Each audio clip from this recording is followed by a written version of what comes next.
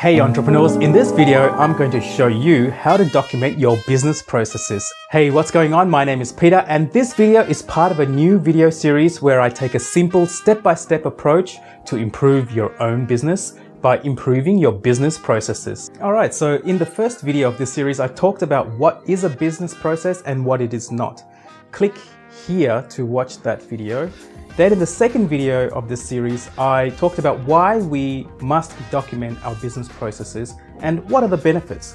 And click here to watch that video. By the end of today's workshop, we would have covered the first step of the business process, which is identifying your processes that you need to improve. So what you'll need for today's workshop is a few things. Set aside about half an hour's worth of time.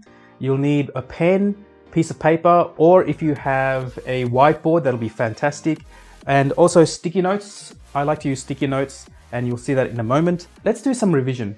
A business is an organized group of people who coordinate their work to create, deliver, and capture value. Now, business is logical. Think logistics. It's a bunch of individual processes that link to each other. And 94% of business breakdowns that occur because of poor business processes. Usually we blame someone, that scapegoat that ends up taking the blame for the problems in the business. But by blaming people, we are giving away our power to acknowledge the problem and then find ways to improve them. We have to realize that people make mistakes. Successful businesses, however, operate according to an always improving systems and processes. And by documenting our business processes, we are taking responsibility. One of my favorite authors, David Allen, author of Getting Things Done, says your mind is made for having ideas, not for holding them. A lot of business owners and entrepreneurs run their businesses from inside their head. They know all the processes and it's all stuck inside their head.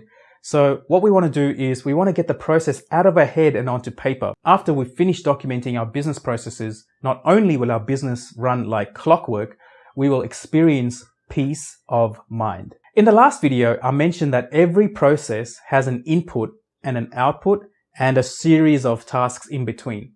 Something goes in and something comes out. And the thing that comes out is value. Each process has a value proposition. Now that we've covered a bit of a revision, are you ready? Let's go. The first step is to identify which processes we want to improve. What are the top 2 processes in our business that critically needs to be improved, causing a traffic jam? And by fixing these top 2 processes will give us the greatest benefit. Because we as business owners, entrepreneurs, we have only a limited amount of time outside of our usual business operations and management. So let's make the most of our time by focusing on the top 2 things. Let's take a high level view of our business processes at the moment as it is now. Now we have to imagine that we're looking at our entire business at sort of like a sky-high view, kind of like zooming out on Google Maps, okay, as far as you can go. Let's just start by drawing a line, and this line is a process. This line is your business. All right, now what I'll do is I'll start writing down my different functions of my business. So let's use an IT consulting business. We'll use that as an example. So the first thing I'd like to write down here is service development. If you have a product type business, or if you offer a product to your customers, then you might have product development. Next is marketing. Then comes sales, then fulfillment, operations, billing, finance, and support. Client support. So now we want to ask yourself, which 2 business functions are we weakest in? Which 2 functions keeps you up at night? So let's think of a few hints that can help us identify where the weaknesses are in our business as a whole. We're going to think of which business functions are we weak in terms of revenue growth, cost reductions, compliance, risk management, productivity improvements, client intimacy, transformational and innovational agility. Which of those business functions in front of you do you feel are weakest in terms of those points that I mentioned? For the sake of an example, let's just pick support for now. Okay, let's go right in and figure out support. In the IT business, what event begins the support process and ends the support process, right? So like anything, there's a start and an end and a few activities in between. So what is the trigger that starts the support process? So in my case, the beginning of the support process is when a client contacts us. Now, what we want to do is make sure that we don't go too detailed at this stage, okay? So remember what we did at the start? We took a very high level view of the business, then we zoomed in a little bit, okay? So what we're always doing is just zooming in a little bit at a time. We're not actually jumping straight in at ground level, because when we do that, we'll get lost and we'll get caught and distracted. So keep your vision at the next level down from the highest level, okay? Then from a contact, a ticket's created. Then from a ticket, we book a consult. Then when the consult's finished, we close the ticket. Then once we close the ticket, that's the end of that particular process. Right? Now let's do it with another example. Let's focus on billing now. What triggers the start of the billing process and what is the end of the billing process? So for example, the start of a billing process could be when the ticket is closed. That ticket is assigned to the billing department, right? Or the billing process. A new invoice is raised, then we deliver the invoice, and that process is completed when the client pays that invoice.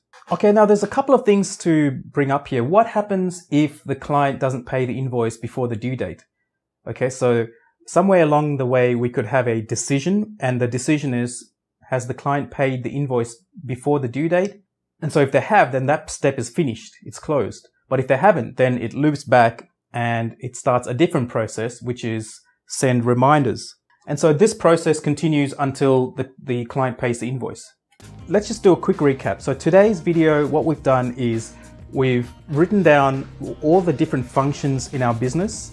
Okay, and then what we want to do next is to identify a couple of functions or a couple of big processes that we have the most amount of problems, that are the critical to our success. All right, the biggest traffic jams that if we fix will give us a real free flowing of our value, which would result in either more time for us or less unhappy customers, or more revenue, whatever it is that is keeping you up at night, that you know there is a big problem in your current business. That's what I'd love for you to do. Spend some time and do that in your business. Find out which two processes that you want to improve, and then zoom in a little bit on each process and map it out a little bit more. So find out what is the start and what is the end, and what are the bigger processes in between. And remember not to get bogged into the finer details of each process in itself. We want to just get a high level of each process.